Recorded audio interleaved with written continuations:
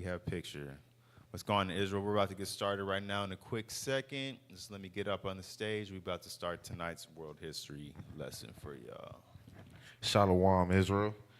Brother Rakab Allah here. Waiting on Brother Ahman. Yes, sir. Once again, filling it out, doing multiple hats at once. Tonight is Wednesday. You know what it is that we get into. We like to get into a little bit of history, biblical, extra biblical. It all matters at the end of the day because it just proves the Most High word has gone forth. So, if you didn't know, tonight's lesson is called Israelite Diaspora, and we're touching upon, again, the Americas, Israelites that dwelled in the Americas. So, let's start with America. As we all know, this continent and its many, sides to it, the north and the south side, this wasn't the original continent that, the pre-flood world, even the world briefly after the flood, this wasn't the part of the world that was initially inhabited. That's why this is usually called by explorers, European or otherwise, the New World. This is the new world for the new generation that we lived in since the time after Christ. But this part of the world was known about. It was known about, and it was frequented to, back and forth for resources since as early as the time of Solomon, actually. So, matter of fact, we can get that. Let's talk about Solomon's first knowledgeable encounters with this place. We can get to the book of 1 Kings, chapter 10, and verse 22. So Solomon, amongst other heads of the other nations in the world, because believe it or not, the Most High has utilized and has distributed, a little bit of knowledge to the other nations as well, too, to be utilized for his glory, ultimately for the usage of Israel, but the usage of Israel for the usage of his own glory. But read that in 1 Kings 10 and 22.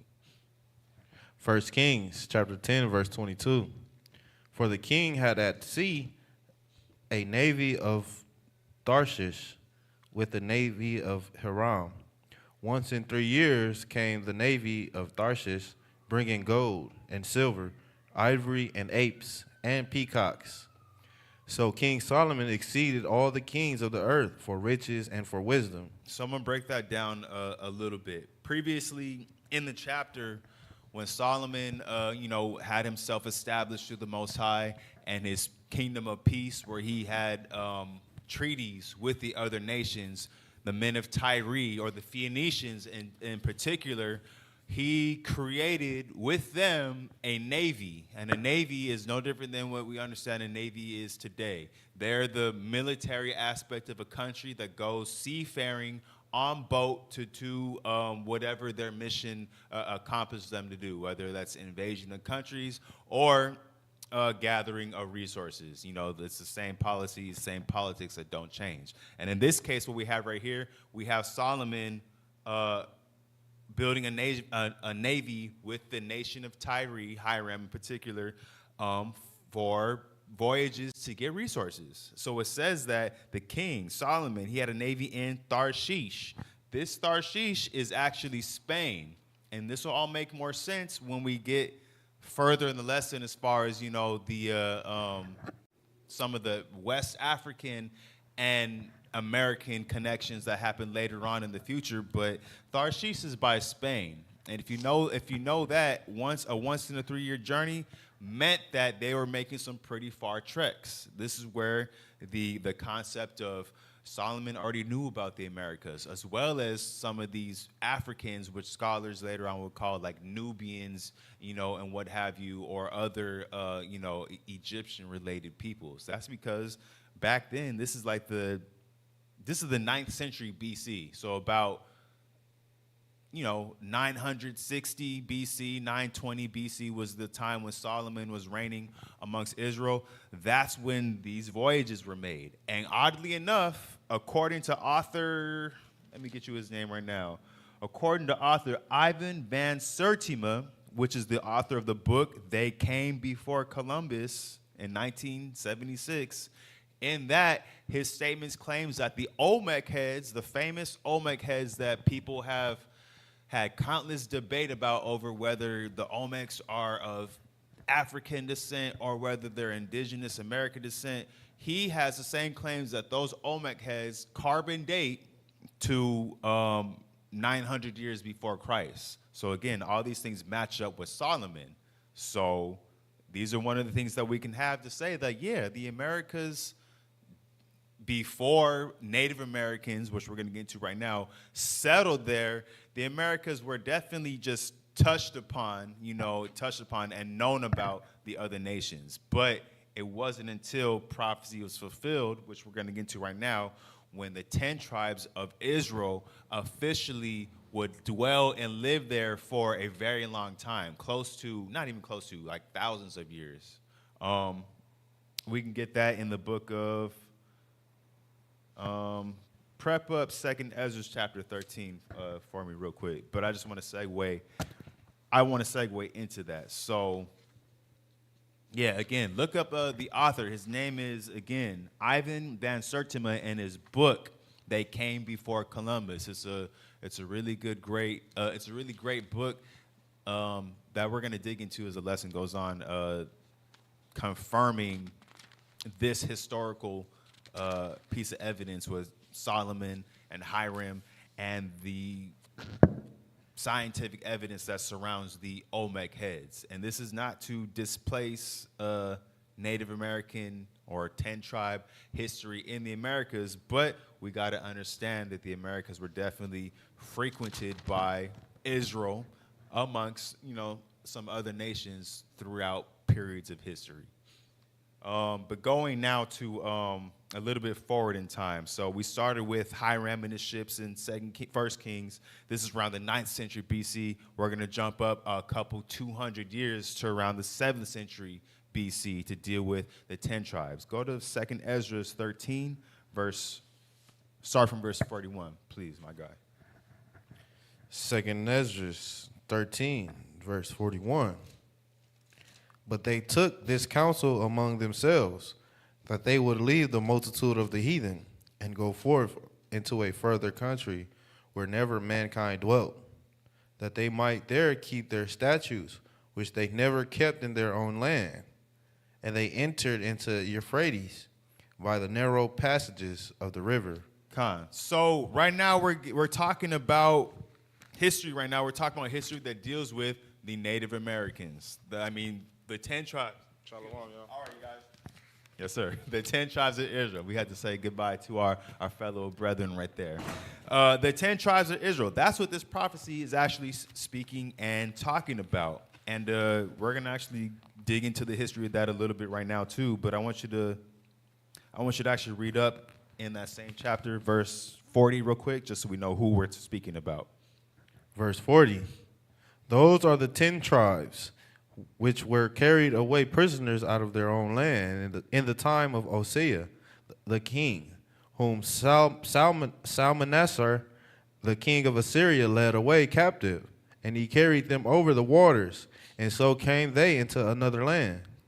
So all of this is confirmed. This prophecy is concerned in the book of 2 Kings. You can read chapter 17 for yourself, and it details that during the time of Hosea, who was the king of the southern kingdom of Judah, the king of Assyria, whose name was Shalmaneser, came and took 10 tribes out of 12, a huge chunk from their homeland, and deported them. And this is crazy because deportation seems to follow the 10 tribes of Israel from back then to even today. Deportation is that's the curse for your so-called 10 tribes. Or our so-called Mexican people today, too. Aren't they deported a lot? So are so-called black peoples, too, Haitians or whatever. But we just got to paint that picture and the image of the reality and the fact of the matter. The first deportation of the Israelites that they ever experienced was through the Assyrians, and 2nd Ezra confirms it. So you can go back to 2nd Ezra and let's get more of the details. Read verse 41 again, please. 2nd Ezra, chapter 13, and verse 41. But they took this counsel among themselves, that they would have the multitude of the heathen, and go forth into a further country where never mankind dwelt. Where never mankind dwelt. This is important when understanding and even reading the words of the Most High God. These are the things that help you to understand and give you a solid sense of doctrine, so that people don't come with you with every wind of doctrine, basically trying to persuade you, for the lessons point tonight, who isn't and who isn't Israelite. It says right here that this particular land that the 10 tribes of Israel were going to, mankind had never dwelt, which means that they weren't there for a year, 5+ years, 20+ years, 100+ years. No one was doing that. These are one of the things that we have to prove that this is America, because a lot of people will say, oh, the land that where mankind never dwelt, you know, when they read these, they want to say it's, oh, other places in Africa, which we read this doesn't make any sense, because the part of the Euphrates River that the 10 tribes of Israel crossed over couldn't have led into Africa. It could only lead further east. So it doesn't make any sense for Israel to go back closer towards where they were taken captive from, which was Israel, which is closer to Africa. It only makes sense that they went further past the other side of the Euphrates, because the Euphrates makes a upside down U.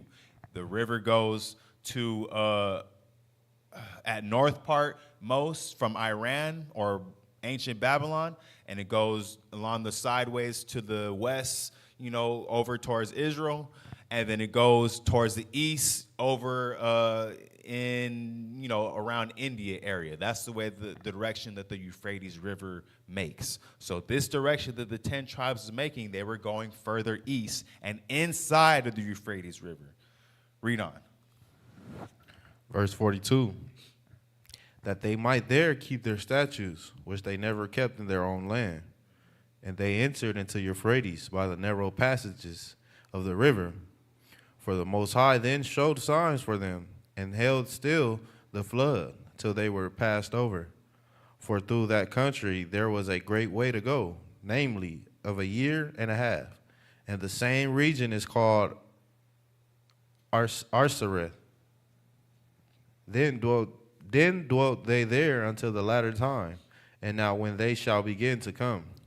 So all that chock full of information, you have, you know, one of two, I would say, concept of theories. You have one aspect that says they went into the Euphrates River and took that all the way down to the Red Sea, and then entering into the Indian Ocean, and then rode the currents all the way to the Americas from there. And then you have the other proponent side that says, too, that they just walked all the way across the Euphrates River, went through India, Southeast Asia, you know, China region area, and made their ways over to the America, as the whole Bering Strait theory would presume to say. Either way, the 10 tribes made their way to the Americas, in the land where mankind never dwelt. So that's, again, proving these scriptures. And Arsareth, too, the word, even Christopher Columbus himself in his own journals, which proved a lot, actually, what we're going to see in this lesson, his own journals said that Arsareth was understood to be the missing lands, or the hidden lands, which was the Americas. The scriptures also speak about that, too, in the book of Jeremiah, but we'll get that a little bit later and shortly. But that, again, this is around the 7th century BC. So sometime within the 600 BCs, 500 BCs, that's when Israel, the 10 tribes of Israel, made this decision to try to keep their laws away from the heathen, away from all the other nations, by going further east, further to get to the Americas. And that's where that's where a lot of their history, that's where a lot of Native American history, origin and history begins with that. So now moving a little bit further from here, because we'd have to have direct sources like the Popol Vuh, which is, from the Mayans, which we don't have as text right here, reading hieroglyphics, but that history is there, which European explorers interpreted, took, and even burned down and pillaged. And that's what we're gonna, segue into next. So we kind of went from the 7th century BC. We're gonna go a little bit past Christ right now. But matter of fact, let me get this, because Christ, said this as well too, so that we would not worry. Go to the book of John, I believe chapter 7. Yeah. No, just the Gospel of John. Gospel of John, chapter 7, and then you can read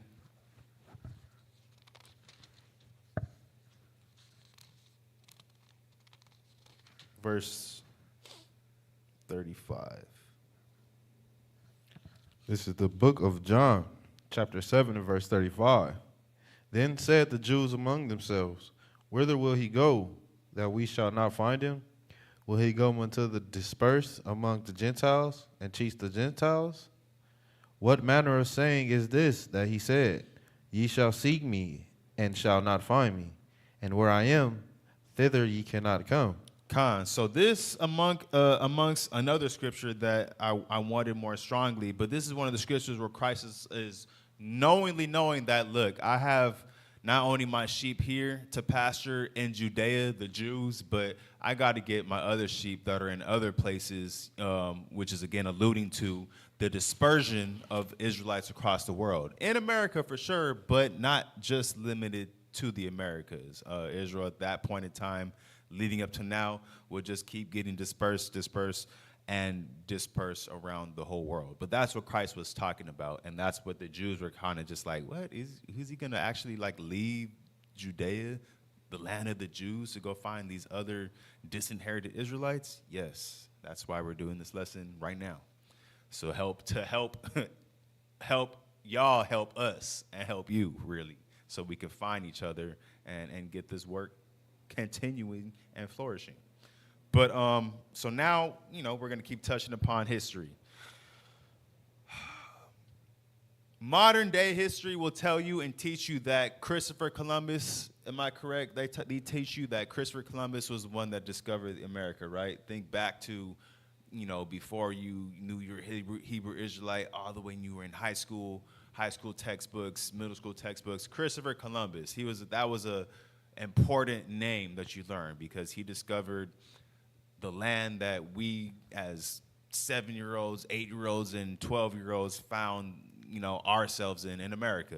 Christopher Columbus, big deal. I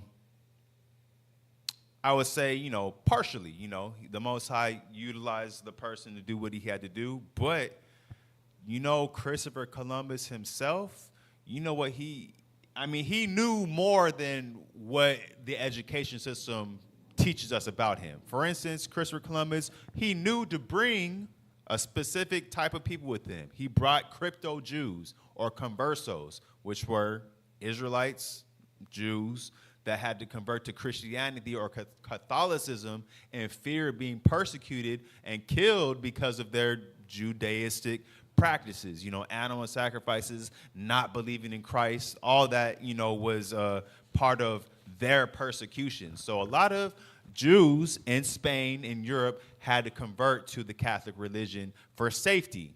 So amongst that safety and, exchange, Christopher Columbus had a particular man, a converso named Luis, Luis de Torres. So Luis de Torres was a dark-skinned Sephardic Jew man, a Sephardic Jew being no different than a Jew in Judea, but he's a Jew that lives in Spain. That's the only main difference. That's why it's a Sephardic Jew. It's still an Israelite by blood. And this Sephardic Jew converted to Christianity, and he came along Christopher Columbus's voyage with the Nina, the Pinta, and the Santa Maria to the Americas as an interpreter. And why? Because as an interpreter, he knew Hebrew. So that means Christopher Columbus knew that wherever he was going, knowing about the land of Arsareth, for instance, he knew that he was going to encounter, or possibly might encounter, Hebrew-speaking peoples. So this is not only evident with Christopher Columbus, who rode for the Italians, but this is also relevant for other European explorers like the Portuguese. The Portuguese brought upon a man named Gaspar da Gama, who was the same as Luis de Torres, a crypto Jew, a converso that had to hide his identity under Christianity, you know, the fake Christianity, Catholicism, and do work, which was to be an interpreter, and by bringing the Hebrew language over to Brazil, but just with the Portuguese. So all of these New World explorations by these people, Christopher Columbus, Pedro Alvarez Cabral, Hernando Cortez, they all had crypto Jew interpreters for the people that they might encounter in the Americas. Because again, just like we set up, the 10 tribes of Israel still spoke Hebrew. It's just over time it became differing dialects, but it still came from the same source. So that's why the need for interpreters came upon the 14th century and 15th century Christopher Columbus voyages. This is information they did not teach, you know, you in middle school and high school. It's not important for the American curriculum, but it is important for the dispersion of Israelites across the world. Why else would you do that? So these are, you know, facts that were used to prove, especially for our 10 tribe and Native American, you know, brothers since that don't necessarily have the same physical features as the Jews of Judea or even Christ. These are the things that we got to use to bring out this trying the spirit by the spirit, not only in history, but just, you know, discount the naysayers and the people that just talk out of the ASSS sometimes. You know, we got to bring out the facts. So this is around the 15th century. You have other works too. Being this is a history lesson, you have other works. Now, make sure you guys are actually listening too. I listed, I think, like 2 main historical person sources. I'm about to list another one. A European Edomite by the name of James Adair. He wrote a book. His book was called History of the American Indians. And he himself, living with them for over 40 years, you can research the book yourself, you can look up the man himself. He himself noticed the linguistic similarities, being a man himself, an anthropologist, studied in Hebrew. He noticed that these people, these Native Americans, the Chickasaw, the Choctaw of the southeast, you know, over by Florida in America, those Native Americans, he said, hey, they're speaking dialects of Hebrew. Their language, their linguistics, they match Hebrew, which again matches the same reason why Christopher Columbus and other explorers had Hebrew interpreters on their books, their boats, not their books. In the books, in their boats, of course, though. But again, James Adair, in his history book, as well as understanding customs, you know, about how they did ritual purification, how they understood blood, what animals they did not eat and did eat. Those are all things that they took account and note of, that he took account and note of in his book about Native Americans. Again, proving in evidence how that these people are the lost 10 tribes of Israel. Again, Second Ezra's. The voyages of Solomon. It makes sense, but these are things that are not taught to us, so it escapes us. As well, too, a lot of this is pretty standard information within the Israelite community. There's also archaeology. You know, you have the Newark stones, you have the Las Lunas Decalogue stones in New Mexico that have Hebrew, ancient Paleo-Hebrew inscriptions written on them with the 10 Commandments. Another with commandments, another with sayings, the Shema Israel. All these are informations and archaeologies that are found all throughout the Americas that explorers and interpreters have discovered within the 300 years between the 15th century and the 18th century of discovering America, from the Louisiana Purchase and all that. All these evidences in archaeology, facts were discovered. Chief Joseph of the Nez Perce, he had Assyrian artifacts with him. So those are another things you got to piece together. Why would a people that are remote from the old world have artifacts or Assyrian artifacts which come from the old world? And the 10 tribes of Israel were in the Assyrian captivity. Is this context clues you got to piece together to prove what the Bible is actually saying and writing. So these are all evidences and proofs with that. But another thing I want to get into too is, yes, that there actually was on the Southern Kingdom end, or the so-called black people end, black people have been actually in contact with Native Americans, and this is the Southern Kingdom, the Jews, while living in West Africa, they have been in contact with the Native Americans, the 10 tribes of Israel, before Columbus or before European exploration. And this is another thing that's not spoken about or taught about in white privilege or the American curriculum, because again, it establishes their dominance and establishes their privileges to keep this information from not only their own people, but us in particular, for sure, because they don't want us to know who we really are and even what we might have even stemmed to trace from. And they definitely don't want us to be realizing we're one people, even though the Bible says that we separated into two people for a long time, but they don't want us to have this understanding. But the fact of the matter is, Christopher Columbus himself, in his own journals, and this is information you can look up from as simple as Wikipedia, but in Christopher Columbus's own journals, he has accounts that are translated by a man named Bartholomew de las Casas. He translated Christopher Columbus's journals that said that the natives in the Tainos in the Caribbean, they had basically they had the same metallurgy or the same spearheads that came from Ghana, basically, or Guyana, the west coast of Africa, that they had traded with.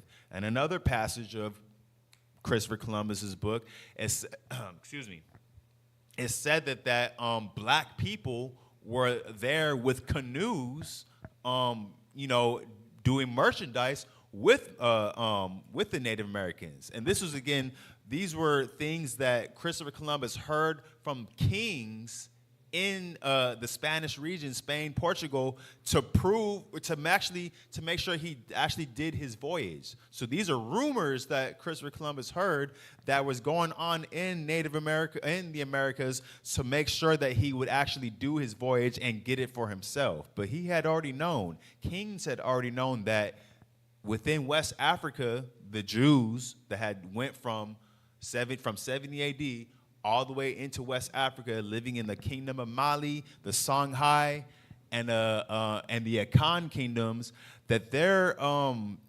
predecessors and rulers had sent, no different than Solomon did 1,000 years before, a navy of West Africans, Israelites, and I'm sure maybe some other African nations too, to the Americas before Christopher Columbus, and they knew how that worked. And then another man too, the king of Mali, Mansa Musa, who was noted to be the richest man in West Africa and an Israelite for sure, by blood indeed. Mansa Musa himself has written documents of these voyages that were made in the 13th century, and I'm sure before that, the 13th century is 100 years before Columbus, of West Africans doing business and going back and forth to the Americas. There's a specific current, it's called the Canary Current, that goes from, I would say, Guyana. If you go to West Africa and look at a map right now, the western portion called Guyana, there's a current. It goes just like this, from West Africa, and it'll go south, leading into the Gulf of Mexico, and sometimes into Brazil, depending on how far you take it. But it'll lead you straight to there, and that's where, oddly enough, the Olmec heads are found. The Olmec heads from Solomon's time, in the Mayan region in Central America. That's where the Olmec heads used to be until the Smithsonian and other archaeological, institutions, removed them and took them, and put them in display museums, and now, everything's out of context. But that's where, figures like that were found. And then you can go all the way back. The Canary Currents, you take the same route, and it just takes you northeast, all the way back towards, close to Spain, in Europe, and then back to West Africa. These are things that Mansa Musa, again, the king of Mali, one of the richest African and Southern Kingdom Israelites, at that time in the 1200s, 1300s, he knew about this, and he wrote about that, and he spoke about it, and Columbus knew about it too. So there definitely was a mixed, even though it's all Israel at the end of the day, but there definitely was a mixed Southern Kingdom and Native American presence before Columbus anyway. 2 books to read about that. Again, They Came Before Columbus, wrote in 1976 by Ivan Van Sertima, and then another book called Africa and the Discovery of America. And both of those books, they definitely reference Columbus's journals, where he heard about, the black people doing business with the Native Americans in America, from the Portuguese kings and such like that. But it's beautiful information that needs to be known, and this is American history, essentially. Go to I want you to go to the book of Jeremiah real quickly. Go to Jeremiah 3:18.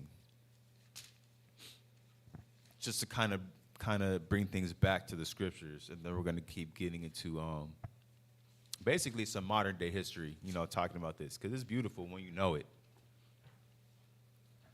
This is the book of Jeremiah, chapter 3 and verse 18. In those days the house of Judah shall walk with the house of Israel, and they shall come together out of the land of the north to the land that I have given for an inheritance unto your fathers. These days that this scripture is talking about are not only today, and last year, the last 5 years in the 21st century, but all the way back from when Mansa Musa himself was declaring that black peoples, or West Africans, Southern Kingdom, have been trying to establish relationships with the Native Americans you have all the way from Florida to Central America to Brazil, stopping points from back then. This prophecy had been intermoving and interworking. And there's so many stories even with that I don't think go accounted for, at least maybe not until more information gets released by, the powers that be. But all these prophecies, they just keep getting played out and fulfilled. Go to Jeremiah 50 and verse 33.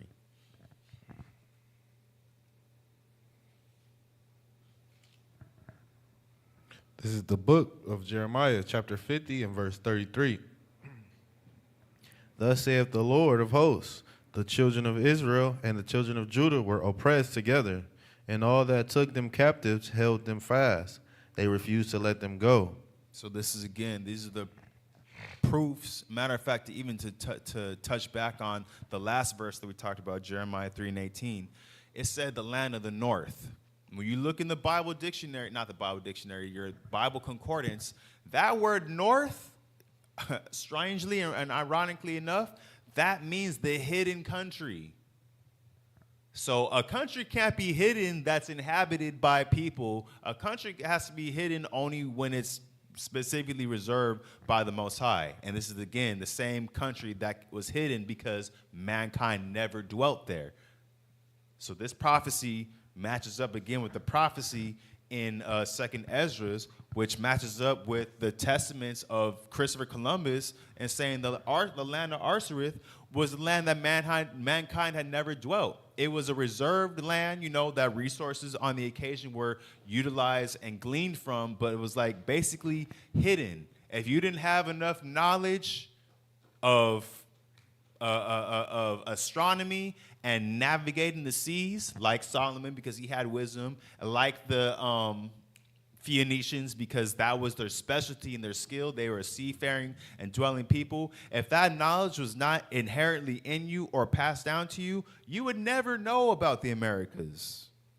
So again, it's very, the Most High has set it up in a way that's very specific, and now we have found our way over here, both sides on both kingdoms, and various different time frames as well too. Go to Jeremiah 33 and read from verse 23 to 26. Jeremiah 33 and 23.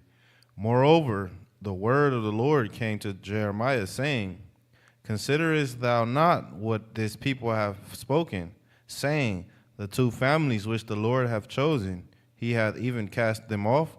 Thus they have despised my people, that they should be no more a nation before them.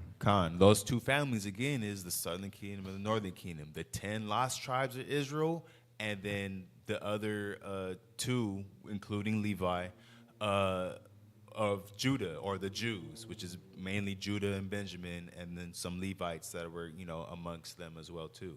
And oddly enough, not even just them, some of the so-called 10 tribes have been defected from their 10-tribe head and lived amongst Judah and Benjamin and assimilated into the Jewish culture. So it's crazy when you try to figure out who's what tribe and what's tribe. All we know nowadays is like, hey, it's Southern Kingdom and it's Northern Kingdom.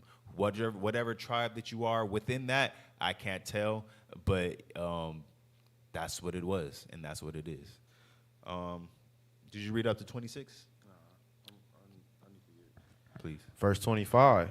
Thus saith the Lord, If my covenant be not with day and night, and if I have not appointed the ordinances of heaven and earth, then will I cast away the seed of Jacob and David my servant, so that I will not take any of his seed to be rulers over the seed of Abraham, Isaac, and Jacob. For I will cause their captivity to return, and have mercy on them.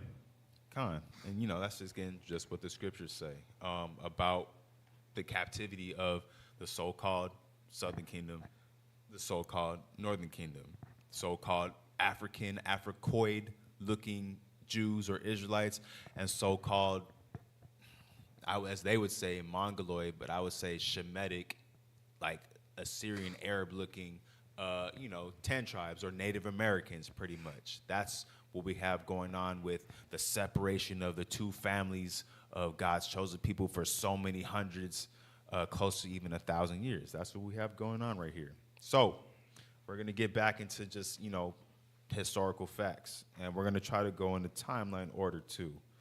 I want to get into this first. So Native American history that you guys might not know, and I'm going to parallel it too with so-called African American history or Southern Kingdom history. So the ideal of the Trail of Tears, for instance, if you guys don't know about that, that was the forcing of indigenous 10 tribers of America out of their lands, pushing them further west, essentially, onto reservations so that the whites or Edomites could basically utilize the land for oil and gold and resources and all that. So the forced taking. And it wasn't always easy either, because a lot of the times the Native Americans would, they would fight back and, and do wars. But Esau, oftentimes, he would utilize what was written about in these curses in Deuteronomy chapter 28. So let's go there real quick. Deuteronomy chapter 28. And we can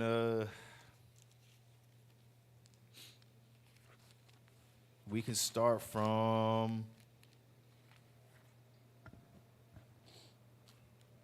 We start from verse 31. This is an important one I'm talking about too. Deuteronomy 28 and 31. Thine ox shall be slain before thine eyes, and thou shalt not eat thereof. Thine ass shall be violently taken away from before thy face, and shall not be restored to thee.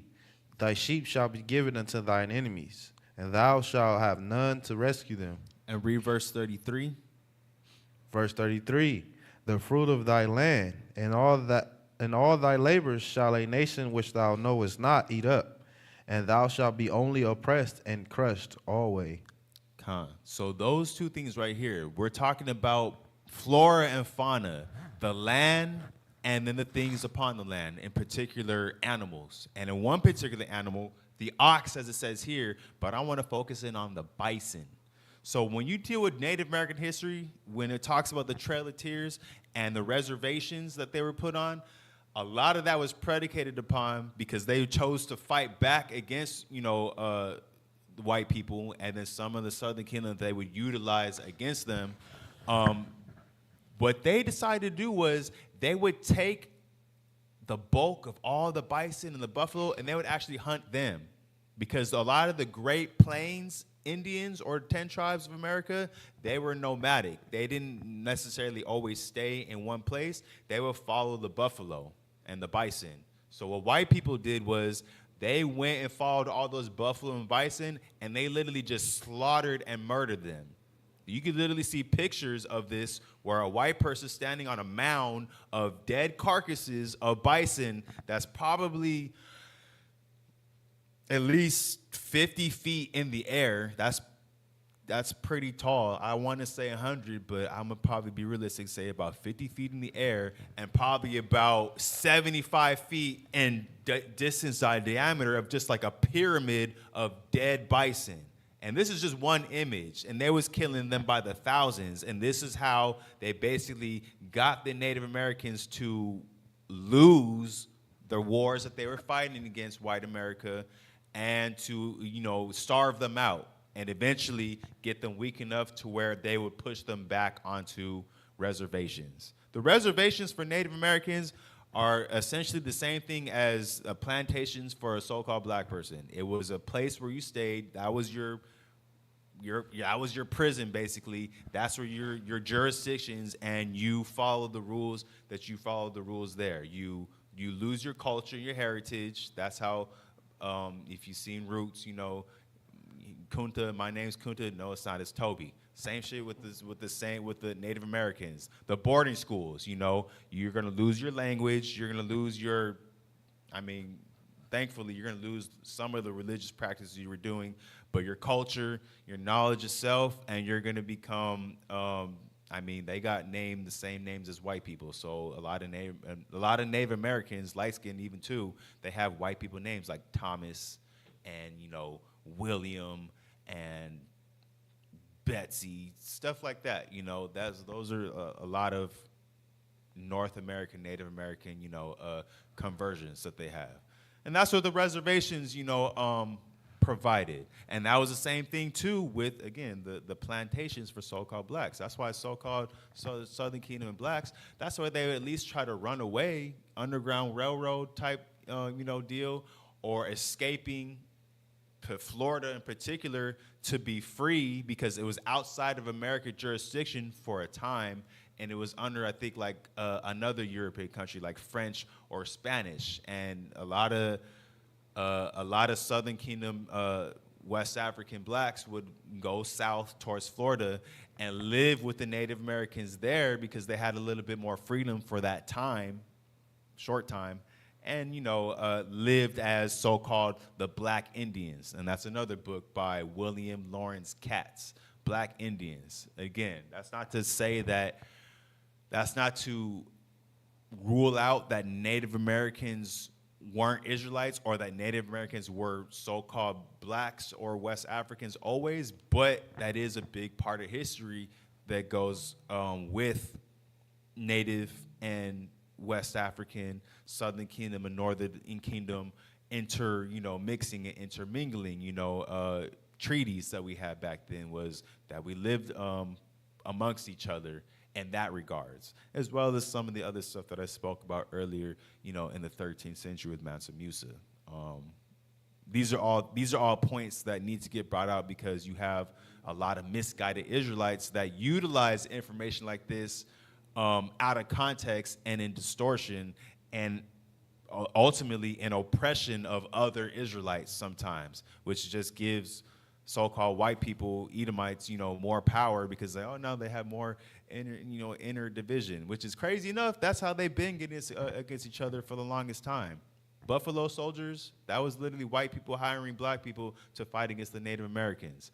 I'm not sure what they call the Native Americans, but white people had Native Americans fighting against runaway slaves and blacks as well too. So this has been a tactic, divide and conquer, that they've been using for a very long time against our people in the Americas. And you can rest assured anywhere else in the world as well. So yeah, I wanted to definitely talk about that too. I want to talk about the Virginia Act of 1924. Basically, in brevity, the Virginia Act of 1924 classified all indigenous Americans, 10 tribers, as colored, which is the same thing that they call black people, or anybody that had mixed blood, supposedly, with black. Everybody just became, at that point in time, colored. There was no more, Indian, no more red man, no more black. I mean, black wasn't the phrase at the time. No more Negro, but now it's colored. Y'all just colored. So this is where we get another confusion of faces, Daniel 9, between so-called West Africans, so-called indigenous Americans, Southern Kingdom, Northern Kingdom. Everyone at that point in time in Virginia, you're just colored. How do we know who's who?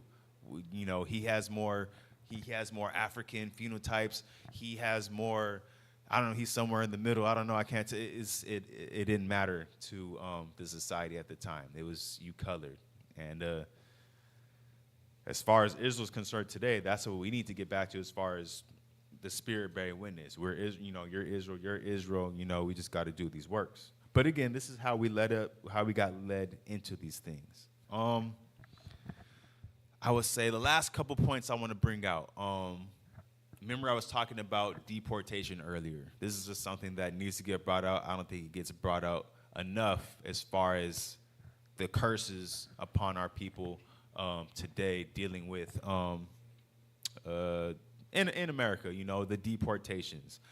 Isn't it ironic enough that today you have ICE, doing the deportations for not only the Latinos and the Mexicans and people coming from South America, Central America, but Haitian immigrants as well too. Haiti historically, for sure, having a Southern Kingdom presence with the Jews there, So it affects all Israel, It's just some Israelites and some tribes get more signs put on them more than others, but we just got to collectively see that all these signs, all these proverbs, and all these bywords, we got to just see how they play out in Deuteronomy chapter 28 and see how they all affects us as Israel, So even though the Southern Kingdom might get, some notoriety and some signs, in this way, and the Northern Kingdom might get some notoriety and some signs and bywords in this way, you just got to understand holistically how it all goes back to what this Bible says and these curses and how we're all under the same curses in this country, pretty much. So understand that most definitely. But again, the deportations, all the what do they call them? Facilities, like the detainment facilities. So it's ironic that they detain people in the hood, in the ghetto, so-called blacks and Latinos, in the backseat of the police cars. That's called being detained unless you get arrested and sent to jail. But they have detainment facilities, indefinite detainment facilities for so-called immigrants, which all, again, goes back to, the reservations and, the Trail of Tears. The Trail of Tears has everything to do with immigration back then with today. And you have these detainment facilities that are along the borders So those supposedly the worst ones, and you got detainment facilities, and as far as Wisconsin and other Midwest countries where you might have a facility of like 100 people in your small Midwestern Wisconsin town, and they all immigrants, and they just in there for who knows how long, waiting to get sent either further east to like Puerto Rico or southwest to get sent, to Mexico. So that's, a real thing going on with thousands and thousands of so-called and native and indigenous 10 tribe kids and adults, along the borders and in these states by ICE. Do you know what ICE stands for? ICE? Yeah, Immigration Control Enforcement, something that what ICE stands for. But this is what's going on, and this is again Deuteronomy chapter 28. You can get there, okay? Deuteronomy chapter 28 and verse 32. Deuteronomy 28 and 32. Thy sons and thy daughters shall be given unto another people, and thine eyes shall look and fail with longing for them all the day long, and there shall be no might in thine hand. Now read verse 52. Verse 52. And he shall besiege thee in all thy gates, until thy high and fenced walls come down, wherein thou trust throughout all thy land. And he shall besiege thee in all thy gates throughout all thy land, which the Lord thy God hath driven thee. Khan. And that verse was talking about our enemies, and that's exactly what you see. So ICE stands for Immigration Customs Enforcement. Appreciate you. But that's exactly what you see happening to anything dealing with immigration. And immigration, again, has always affected all tribes of Israel. And again, some tribes get the poster boy for it better than others, but taking Southern Kingdom Israelites from West Africa to over here and forcing us to live on your plantations, that's an issue of immigration.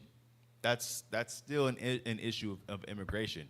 Immigrants that you ultimately wanted, and then others that are less desirable, obviously, but it's all immigration at the end of the day.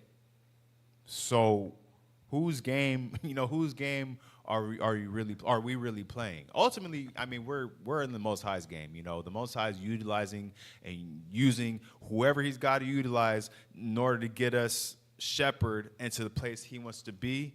But we just have to understand that, we put ourselves in that position. Sin is the reason why the 10 tribes of Israel have issues with ICE and deportation issues. I mean, look at all the groves that they set up, all the idols, to the Virgin Mary, Santa Maria, San Judas.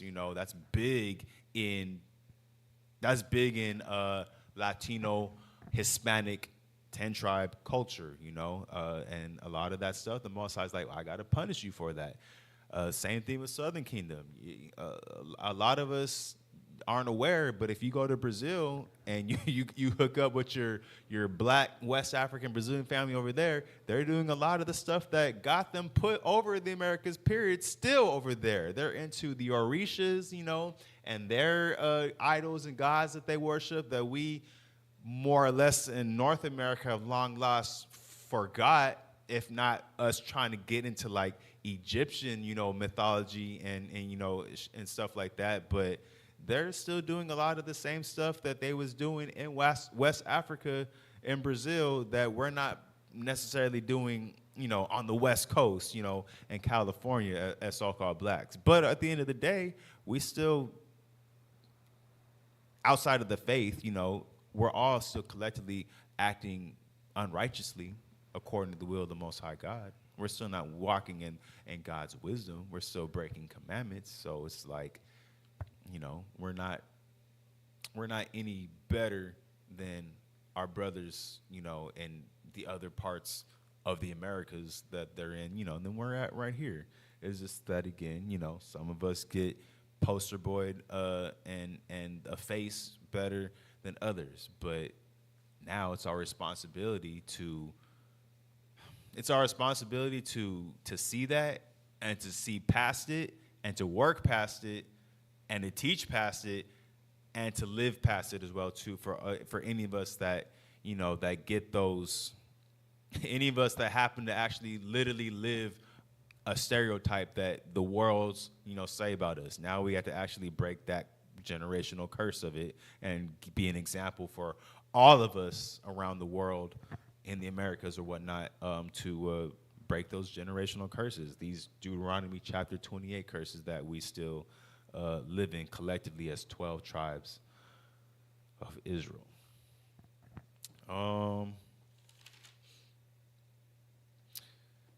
With that, you guys, I think we don't have to really go too much further in, but I hope definitely, this was concise and a lot for you guys to understand the true, American history the Israelites, have been involved in on both sides, the native and the West African side. And a lot of information that just still will not be taught in your regular American curriculum classes. But don't be scared. It's out there. We have it for you, and we're going to still keep talking about it when we need to talk about it. Did you have anything you wanted to say, any wisdom, any knowledge? No. Not today. We're going to get some out of him eventually, though. Yes, sir. All right, you guys. Well, with that, I don't know what you said last week. It wasn't with me. It was. Oh, shoot. Well, with that, y'all, we're still signing off. This has been another lesson by your boy, Deacon Ahman, my guy, Deacon Rakab right there. We are out. Shalom. Yeah, bro. We was walking off. I was saying something last week. I was talking to the people. Oh, yeah. You don't